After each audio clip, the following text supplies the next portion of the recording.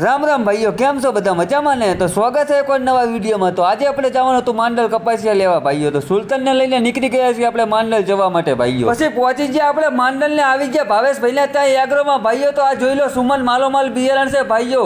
આ તમારે લેવું હોય તો જલ્દી આવી જાજો વહેલા તે પહેલાં। 5 ઠેલીઓ વાહે એક બખડીયું આપે છે અને 10 ઠેલીઓ વાહે એક જગ આવે છે ભાઈઓ। તો તમે જલ્દી આવી જાજો ભાઈઓ। પછી લઈ લીધી આપણે 11 કિલો ટુવેલ ને આપી દીધો એક જગ આપણાને। અને પછી આપણે નીકળી ગયા કપાસિયા લેવા ગુજરાત એકવી પાછા જીનમાં પાછું બનાવી નાખ્યું આપણું બિલ ને આવી ગયા પાછા આપણે ગોડાઉન તરફ ભાઈઓ। તો જુઓ કેટલો બધો માલ છે ભાઈઓ।